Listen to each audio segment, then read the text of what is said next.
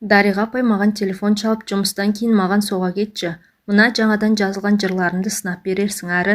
Немерелі болғанымды қуанышыма ортақтас деген соң асыға басып келе жатып, оны елден ерекшелендіріп тұратын мінезін еске алдым. Зейнеткерлікке шыққанша көп жылдар мектепте мұғалім болып істеген. Арасында газет журналдарға әңгіме өлеңдер жолдап, кей сәттерде жұрттың ойына келе бермейтін проблемалық мақалалар жазып тұрады. Мен одан көп кіші болғанымен арамыздағы жас алшақтығын елемейміз. Тек менің оған сіз деп сөйлейтінім болмаса, кездесе қалсақ әңгімеміз таусылмайды. Апайдың жалғыз қызы Гүлнар былтыр күйеуге шыққан, бөлек тұрады. Жолдан акация дүкенінің қасындағы гүл базарынан апайдың жақсы көретін сары түсті хризантема гүлдерін таппаған соң өзім жақсы көретін аппақ роза гүлдерін алдым. Бір қорап конфета мен армян коньягын алуды да ұмытқан жоқпын. Мен келгенде Дариға апай ас үйде тамаққа қамыр салғалы жатыр екен. Дәке, немере құтты болсын, бауы берік болсын. Айтсын бірге болсын. Өмірге адам келген жақсы ғой. Бүгін қызыма 2 рет барып келдім. Немеремнің салмағы 4 кило болып туылыпты. Дариға апай әдеттегіден қуанышты жүзінен ерекше мейірім төгіліп жайнап жүр.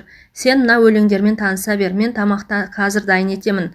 Апайдың өлеңдерінің көп адамның көңіл күйі мен махаббат туралы екен. Екеуміз тамақ ішіп әңгімелесіп көп отырдық. Бұрын апай жұмыста болған кезде көбінесе жұмыс туралы немесе басқа да ресми әңгімелер айтатынбыз. Екеуміздің де мамандығымыз қазақ тілі мен әдебиеті болғандықтан бұл салада әңгімеміз таусылмайтын. Дәке, Гүлнарыңыздың жалғыздығына аға ештеңе демеді ме дедім, сұрағымды барынша сыпайы қоюға тырысып. Қандай ағай, деді Дариға апай маған көзілдірігінің астынан сұралы жүзбен қарап. Күйеуіңізді айтамын, қазақта ер баланың болғанын қалайды ғой. Мені жұрттың бәрі қайыр қыз деп атайды. Мен күйеуге шыққан жоқпын, ал қызымды жақсы көретін адамнан туып алдым. Солай ма дедім, әрі қарай не айтарымды білмей қалып. Мен оны ажырасып кеткен шығар деп ойлайтынмын. Ақыр кеш болып кетті, одан да сен Замираға телефон соға сал да, бүгін осында ғона асықпай әңгімелесерміз. Қызымның қалай дүниеге келгенін де айтып берейін. Мен әпкеме телефон шалып ескерттім де апайдың қасында қалдым. Екеуміз түннің бір уағына дейін әңгіме соқтық. Өткен жылдардың ізіне көз жүгірткендей болған апай бір сәт үнсіз қалды. Оған да ширек ғасырдай уақыт өтіпті. Мен ол кезде Батыс Қазақстан облысының алыс аудандарының бірінде қарайтын алыс ауылдағы мектепте қазақ тілі мен әдебиетінен сабақ беремін. Бірінші курсым кітаптан бас алмай оқумен өтті. Еңбегім ақталып студент болдым. Екінші курста да стипендия алу үшін сабақ соңында жүрдім. Ал үшінші курста мен оны кездестірдім. Ақ сары ұзын бойлы, мығым денелі, өзі ауыздыға сөз бермейтін, аяқтыға жол бермейтін пысық, домбырамен халық әндерін айтқанда жұрттың аузы ашылып, көз жұмылатын. Мен оны жиі кездестіріп жүрсем де ол менен алыста еді. Жүрегімде соған ғана арналып өсіп шыққан аппақ гүлімді күн сайын жұлып тастаймын, күн сайын өсіп шығады. Қасынан қыздар көрсем қараптан қарап қызғанамын, ал ол маған мүлде көңіл бөлмейді. Мендегі сезімнен бейхабар, тіпті маған бой жеткен түгілі әйелі баласы қарамайтын сеземін. Айнаның алдында отырып түріме қараймын да азам келеді. Қиылған қаш жасаймын деп қасымды тердім. Фасоны келіспеген соң ба әлде өзімнің ебім жоқ болмады. Кішкене қара көздерімді мөлдіреген шаралы көз жаса алмайтыным екі бастан белгілі. Қап-қара жылқының құйрығының қылындай сусылдаған қалың қара шаштарым дегеніме көнбеді. Әйтеуір басқа жігіттерді елемейтін, жатсам да тұрсам да ойлайтыным сол, есіл дертімде сол жігітте болды. Сөйтіп селдеген сезіміме тұншығып жүріп 3-ші курсты аяқтадым. Жазғы каникулдан оралып 4-ші курсқа келгенімде мен оның үйленетінін естідім. Ағайым бақыттан шым-шымдап суыртпақтап отырып, болашақ әйелі бір дөкейдің қызы екендігін білдім. Қатты ауырып қалдым, бір жұма сабаққа барған жоқпын. Сол хабарды естігенде айналамды қара түнек қаптап, айлар бойы қол бұлғап жетемін деген арманым быт-шыт болған. Оған деген әлдилеп жүрген сезімімді, не отқа жағарымды, не суға ағызарымды білмей қайтсем жаным мен жүрегімді сол сезімнен тазартып құтыларымды білмей дал болдым. Бұл быт-шыт болған сорлы сезімді кішкене сынықтарына дейін жинап, жүрек деген орамалға түйіп, жанымның бір бұрышына іліп қойдым. Қаладан кеткенше асықтым. Оқу деп сабақтан бос уақытында Жайық өзеніне сырласып өлең жазумен жүріп оқуды да бітірдім. Ағаларым әйелдермен өз жөндеріне кеткен соң әр жазғы каникул кезінде шешемді емдеттім. Тіс салғызып курорт санаторияларға апардым. Шешеммен бірге тұратын інімнің бала шағасы көп. Онымен бірге тұрған болмаса шешемнің ішіп жемі, киім кешегі менің мойнымда. Бір күні орайы келгенде шешеммен әңгімелесіп отырып, мама 30-дан асып барамын, жақсы жігіт кездеспеді. Шетінен ішкіш жаман жігіттерге тегін келмейді. Жақсы көретін адамнан бала туып алсам бағып бересің бе дедім. Ойыншын аралас. Өй албасты. Күйеуге тимей бала туам деп сені не қара басты? Не сен тиетін еркек табылмай қалды ма? Ана көршінің баласы Ғазиз сені әлі күнге дейін күтіп жүрген жоқ па? Бүкіл ауылды, одан қалса ауданды шулатайын деп жүрсің бе? Бір айдан кейін айырылысып кетсең де алдымен күйеуге ти. Бала туғың келсе. Үйінде отырып туыпты дегеннен ажырасып кетіпті деген жеңіл. Әлде ана аға-інілеріңді жерге қаратқалы жүрсің бе? Осы сен қызға оқу өтіп кеткен, содан бірдеңе шығатындай кітаптан бас алмайсың. Сол кітаптың оқығанның пайдасы бар ма? Көп оқудан миың ағып кеткен ғой деп автоматша тарсылдаған шешем сөзінің аяғында сөйлей алмай ашуға булығып жылап жіберді. Мама, тыңдашы, мен күйеуге тимей бала тусам, одан ешкімге келіп кетері жоқ қой. Қиналсам өзім қиналам. Өмірге сәби әкелу қылмыс емес қой. Күйеуге шығып тұрмыс құруды маған тағдыр жазбаса қайтемін. Ал менің ана болғым келеді. Ғазиз секілділерге күйеусіз өтсем де тимеймін. Сіз өмір жұмыртқа жемейсіз ғой. Ғазиз да маған сол жұмыртқа секілді. Ең жақын адамым, анамның жанын түсінбегеніне ашынып мен де жылап жібердім. 2 сағаттан соң шешем ауылына ал бір шешімге келгенмен облыс орталығына аттанып кеттім. Мен оны облыс орталығындағы жұмыс істейтін мекемесінен қиналмастан іздеп таптым. Оқу бітірген соң қайынатасының арқасында қалада қалып үлкен қызметке орналасқанын білетінмін. Орташа бір мекеменің басшысы. Кең кабинеті адамның мысын басқандай екен. Ол жарқылдап орнынан тұрып қарсы алды. Менің бақыт ағайымның қасында жиі жүретінімді ұмытпапты. Кел, Дариғаш, төрге шық. Көрмегелі қанша жыл деп маңдайымнан сүйді. Арада көп жылдар өтсе де ұмытпағанына, оның үстіне жылы қарсы алғанына риза болып қалдым. Жұмыс бастылы болып кеттік қой деп ақталғандай бақыт ағайдың хал жағдайын сұрады. Негізгі әңгімені қалай бастап келген, жұмысымды қалай айтарымды білмеймін. Уақыт өтіп жатыр. Ол іскер адамның кейіпімен аман саулықтан соң, Дариға, қабылдау бөлмесінде кісілер жиналып қалған болу керек. Ұялмай жұмысыңды айт деді. Біреу кіріп қалама, әлде айтуға үлгере алмай қалам ба деп асыққан мен төбеден түскендей, мен сенен сәби сүйгім келеді дедім. Ол мынаның есі дұрыс па дегендей бетіме қарап отырып қалды. Мен тездетіп оны алғаш көрген күннен бастап сүйетінімді, күйеуге шығу түгіл ешқашан еркекпен болмағанымды, өзінен сәби сүю үшін бірге болғым келетінін, сол үшін осында бір пәтер жалдағанымды, бар сыр екеуміздің арамызда қалатынын, оны күтетінімді, басқа не айтқаным есімде жоқ. Қолына адрес жазылған қағазды ұстата салып, ол есін жиғанша шығып кеттім. Бір ауыз сөз қатуға шамасы қалмай ол қалды. Қабылдау бөлмесіндегі хатшы қыздан оның жұмыс телефонында жазып алуды ұмытқаным жоқ. Пәтерге келгеннен кейін өзімді қоярға жер таппадым. Келе ме, келмей ме, келсе ме, жоқ па? Келсе қалай бастаймыз? Әлі еркекпен болмаған басым. Келсе қалай бірге боламын деген ойлардан көңілім қобалжыды. Отырып, неге бұлай жасадым? Бұл ақмақшылдық емес пе деп осылай шешкенімді де осында келіп пәтер жалдағанымды дұрыс емес деп шештім. Пәтерді тапсырып кеттім де қалмақшы болдым. Оның жұмысы көп, келмейді, сені не қылсын деген ішімнен бір ой бас көтерді. Уақыт өте келе адамның әр нәрсеге талабы күшейеді.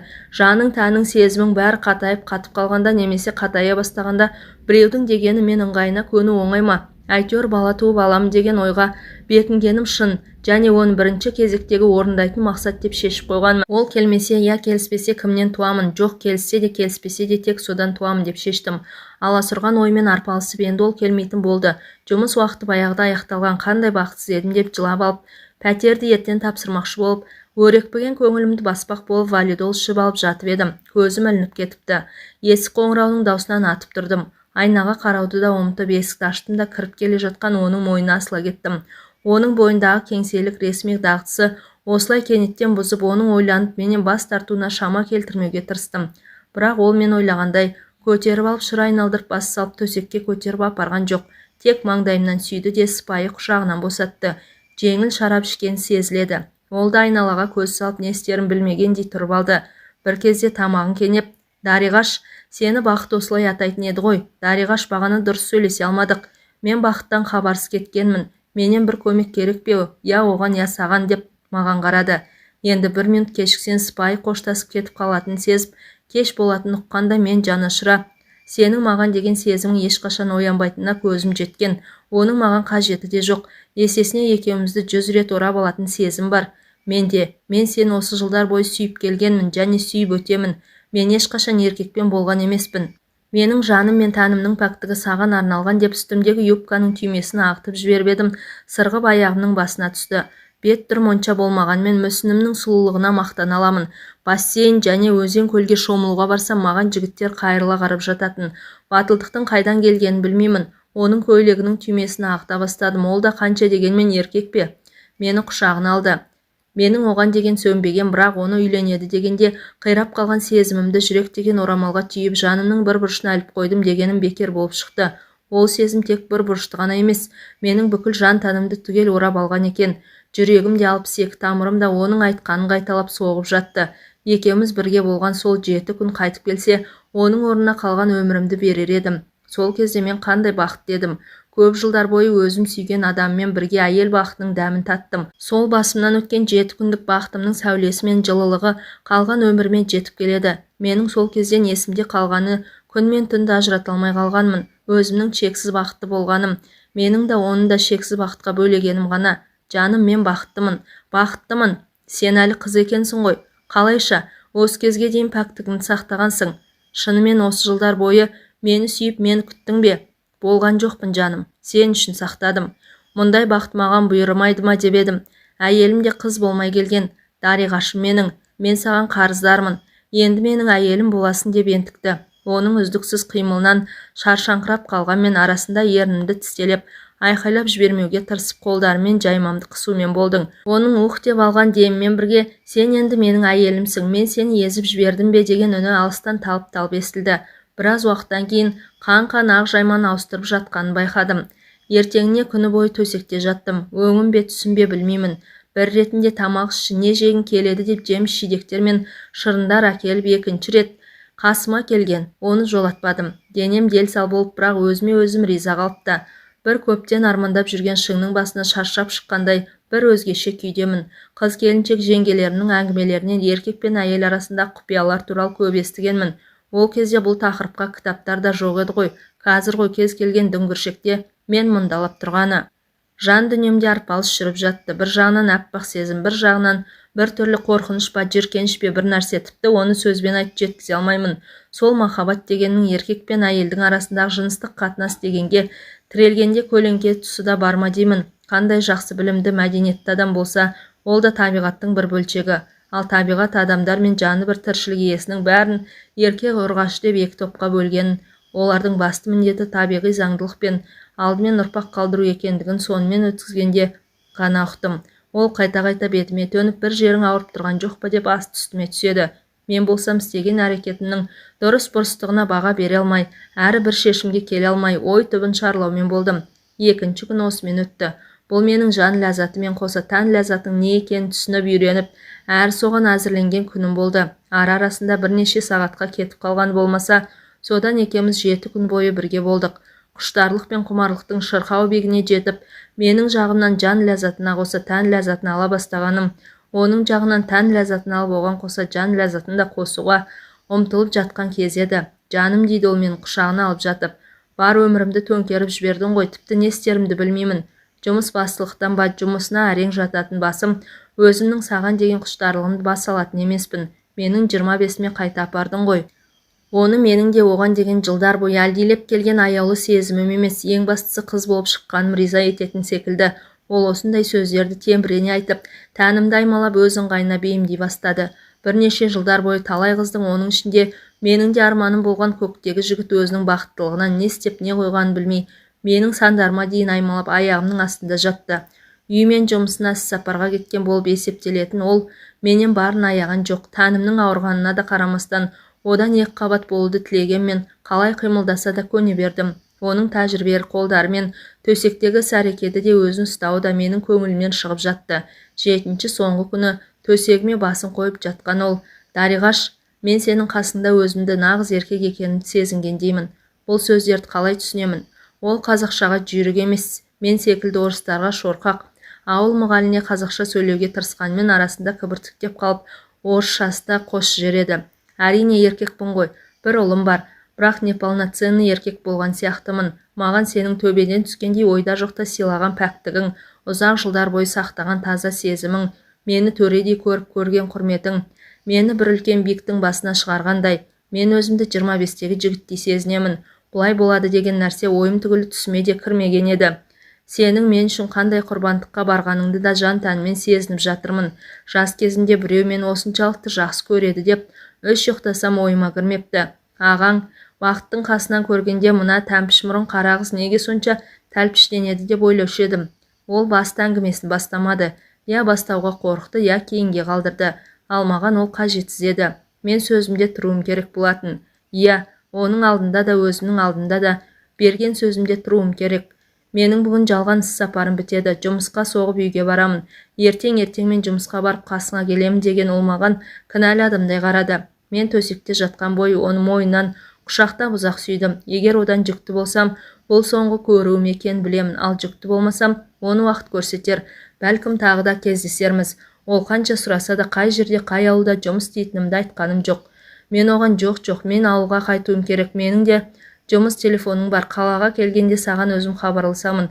Мені іздеме, хабар өзімнен болады деп, көзіме тола бастаған жас пен көкірегімде әп-сәтте пайда болған өксікті байқамай тез кетсін деп қатты ұйқым келіп жатыр. Пока деп теріс аунап түстім. Ауылға келіп жұмысымды жалғастыра бердім. 1,5-2 ай шамасы өткенде бойымдағы өзгерістерді сезіне бастадым. Анда-санда баратын ауылыма да ат ізін салуды қойдым. Ауылға келмегелі көп болды. Мейрамда келіп қайтсын деген шешемнің сәлемі де жауапсыз қалды. Құдай тілегімде беріп ішім біліне бастады. Бір үйдің сиыры туғанға дейін біліп отыратын ауылда мен туралы өсек көбейді. Мені кімге таңарым білмейді. Бөтен жерде тұратыным қандай жақсы. Менің бұл ауылда ешқандай туыстарым жоқ. Өсектесе мені өсектейді, ал маған бәрібір еді. Себебі менің ішімде менің жауапсыз махаббатымның, менің бар ғұмырыма тұратын аса бақытты өткізетін 7 күнімнің ескерткіші өсіп жатыр. Өзім мәңгілікке сүйген, таза сезімімді арнаған адамның ұрпағының дүниеге келетінін ойласам, ол маған барлық қиындықтарды жеңетін белгісіз бір жойқын күш беретіндей көрінеді. Тіпті менің әншейінде үйімнен шықпайтын порядочная дос қыздарыма дейін үйіме ат іздерін салмай қойды. Бірақ шәкірттерім бар. Мен оларды жақсы көремін. Ата-аналарына айтпаған сырларына дейін олар менімен бөліседі, сырласады, кеңес сұрайды.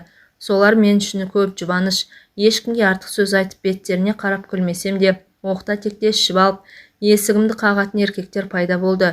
Жүйкем жұқарып әбден қиналған соң, оған хабарласпақшы да болдым. Басқа жүкті әйелдерге қарасаң, өскен іштері мен кейбірінің беттеріне түскен сепкілі болмаса, бала туудың еш қиындығы жоқ секілді. Жұрттың балаларына қарасаң, олардың өзі өсіп жатқандай болатын. Бірақ олай емес. Ана болудың да өзінің ауырлығы бар екен. Әсіресе жалғыз әйел үшін бәрінен де күйеусіз әйелге бала туу тек материалдық күнделікті өмір тұрғысынан ғана емес. Әсіресе ауылдық жерде моральдық тұрғысынан да өте қиын екен. Қалалық жерде ештеңе емес, онда көршілер де бір-бірімен көп араласа бермейді. Ал ауылда ол кезде өте қиын болатын. Қазір ғой заман өзгерген. 35 түгіл 15-ке келген қыздың да әр ауылда туып отыр. Ауылда жағдай басқа.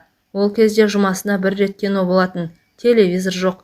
Ауылда өсек пен қыстағы соғым кезіндегі қонақтықтан басқа, желдей гулеген өсектен басқа ермек болмайтын. Мектептегі мұғалімдердің 95% әйелдер еді. Еркектерден тек директор ағайдан басқа дене шынықтыру, еңбек, ән суреттен беретін мұғалімдер мен шаруашылық меңгерушісі ғана. Мұғалімдер бөлмесіне кірсем, мен ол әйелдердің күйеулерінен жүкті болғандай, тіпті күйеулерін тартып алғандай, ала көздерімен атып мен тірідей жерлеп тұрғандай көрінетін. Олар мен жеңіл жүріске салынып, педагогқа жат нәрсе істеді деп кінәлайды. Ал менше сүйіп, менше ғашық болып, сол аяулы сезім үшін менше құрбандыққа бару олардың өңі түгілі түстеріне де кірмеген. Бір күні өзі коммунист, өзі кәсіподақ төрайымы мен ішінен чолақ белсенді атайтын Салима апай мұғалімдер бөлмесіне кіріп, мектеп директоры Өмірғали ағайға мұғалімдердің көзінше Дариға Шакееваның моральдық тәртібін қарау керек деген. Өмірғали ағайда іле-шала Салимаға, ол коммунист емес, ешкімнің семьясын бұзып жатқан жоқ, өзім сөйлесемін деп маған қарап, Дариға, сізді түс қайта сабағыңыз бар ма деді. Жоқ, сағат 2-де менің кабинетіме келіңіз деп мұғалімдер бөлмесінен шығып кетті. Межелі уақыт өткенше сан түрлі ойлардың жетегінде тұрып, қобалжулы күй кештім. Директордың кабинетінің есігін әрең ашып кірдім. Кел Дариға деген ағайдың даусы әдеттегіден де жылы естілді. Дариға, менің әңгімеге құлақ салып мұқият тыңда деген ағайға қарсыма келіп отырып әңгімесін бастап кетті. Мен шамамен сенің әкеңмен жасты адаммын. Ұлы Отан соғысында 5 жыл жүріп қайттым. Жақсыны да жаманды да көрдім. Сол кезде бір әкеден жалғыз тұяқ болған соң қырғыннан аман келуді армандадым. Құдайға шүкір, қазірде аман-есен үйленіп, балалар түгіл немере сүйіп отырған жайым бар. Сенің жағдайыңды түсінемін. Мен сенің сәби сүйгеніңді сөкпеймін, қайта қолдаймын. Сен бұндай сөздерді менен естимін деп ойламаған шығарсың. Өз ішіңнен шыққан балаң болғанға не жетсін, отау құрып, отбасылы болуды тағдыр жазбаса, бұның да дұрыс шығар. Бүгінгімен өмір сүрмей алдағанда ойлау керек. Денсаулығыңды күт, сәбиіңді күт.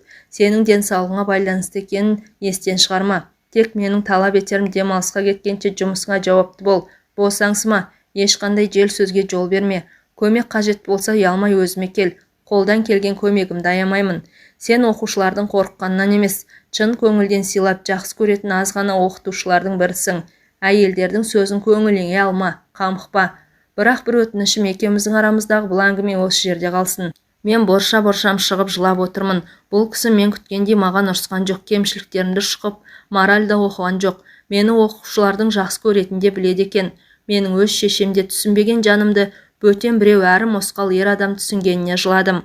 Ағай әңгімесінің соңында Дариға бір сұрақ қойсам айып етпе, бірақ жауап бергің келмесе өзің біл. Сен бұл ісіңе өкінбейсің бе? Жоқ ағай, өкінбеймін. Оңай болмайтын білемін, бірақ өкінбеймін дедім нық дауыспен. Сәбидің әкесі нағыз бақытты жігіт екен деді ағай.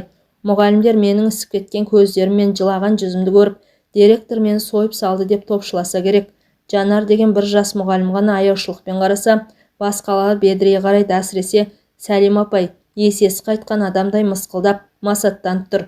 Ішімнен байқұс шолақ белсенді деп мен де жақтырмай көз тастадым да сумкамды алып шығып кеттім.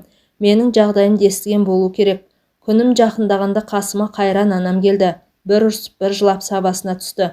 Баласы қандай болса да туған ана баласынан безінсін бе? Бала мен туғанды базардан зат таңдағандай таңдап ала алмайсың ғой, тек араласпай кетпесе. Өмірғали ағайға өте риза болдым.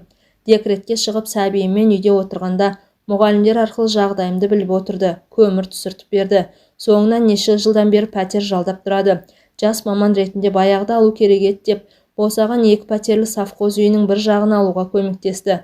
Қысқасы, ол менің коллективтен бөлініп қалмауыма көп көңіл бөлді. Дариға апайдың әңгімесі басқа арнаға ауысып созылып бара жатқан соң ойымдағы сұрақты қойып жауабын естігенше асықтым. Апай, қызыңыздың Гүлнардың әкесі не болды, сол туралы айтыңызшы дедім. Оны содан кейін көрмедім де кездеспедім де.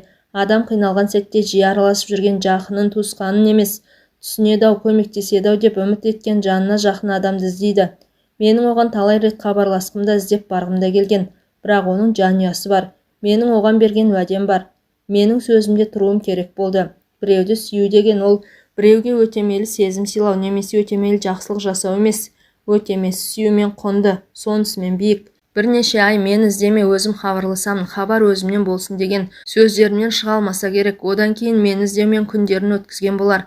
Содан бір күні қарным шермейіп жүргенде оның атынан бір адам үйге іздеп келді. Мен өтірік айтып, күйеуімге тигенімді, ондай адамның есімде жоқ екенін, үйде енем бар болғандықтан тезірек кетуін өтіндім. Оның Алматыға ауысқанын, үлкен орында істейтінін білемін. Қазір Астанада жүзін жиі көріп тұрамын. Көріп тұрғаны қалай? Солай телевизордан.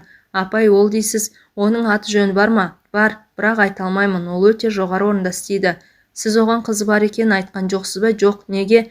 Мен одан өз қалағанымды алдым. Бергін келген нәрсені бердім, болды. Оның қызы бар екенін білуге құқы бар ғой дедім тұтығып. Уақыт келгенде біледі. Қыз туралы хат дайындап, менің қасымда болғанда ұмытып кеткен сағатын қосып әзірлеп қойғанмын. Қызыма, мен өлгеннен кейін оның атына жібер, қиналсаң іздеп бар деп жаздым. Ол бұрын өліп қалса ше? Жоқ, өлмейді. Беті жылтырап, менен 10 шақты жастай жас көрінеді. Тамақ тоқ, көйлек көк, жағдай өте жақсы, не ішіп, не киемін демейді. Бәрі бар, бәрі әзір. Тек қасқа бастанып шашының түсіп қалғаны болмаса. Ол менен бұрын өлсе білмей-ақ кетеді, бірақ өзім тірі тұрғанда берген сөзімді бұза алмаймын. Апай-ау, ең болмаса атын айтыңызшы. Телевизордан көргенде сіз де адамның бар ғұмырын сарп еткен адамды көріп жүрейін. Қандай бақытты адам еді? Жоқ, айтпаймын. Ең болмағанда қандай салада істейтінін айтыңызшы. Шамалап көрейін. Айта алмайын, ренжіме. Қызыма да айтқан емеспін, ешкімге де айтпаймын.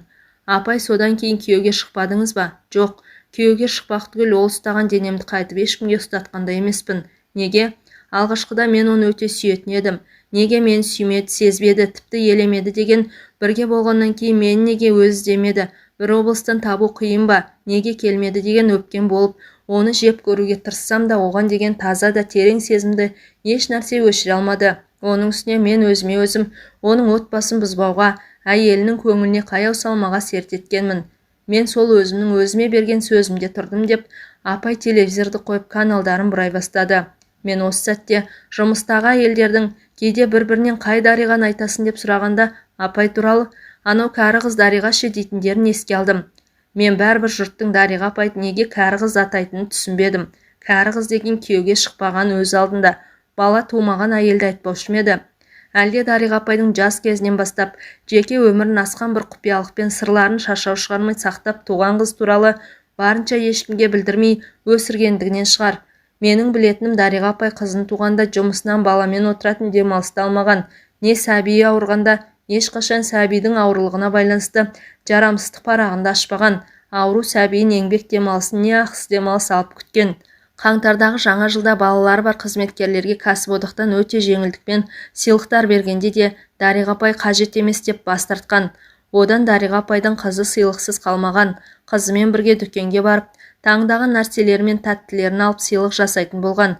Пионер лагеріне де жолдама берсе алмай, өзі толық бағасынан сатып алатынды туралы естігендерін есіне түсті. Мүмкін апай сол себептен кәрі қыз дейтін шығар. Дариға апай қызын туғанын тек әкесінің алдында ғана емес, қоғам алдында да еш міндет еткісі келмегендей. Оның үстіне апай жас кезінен еркектерді қасына жолатпайтыны өз алдында, қоғамды еркектерсі елестететіндей, олармен не әзілдесіп, не елеп, не оларға еш көңіл аудармайтын да мінезі бар. Барлық кәрі қыздардың сезімдері осындай ғұмырлы ма деген сұрақ көпке дейін ойымнан кетпей қойды. Талайлардың қолы жетпеген Дариға апайдың осындай құрбандыққа барып пәк сезімін сыйлап, және өмір бойы қастерлеп өткен адамы қандай екен? Бұл құрбандық па, ерлік пе?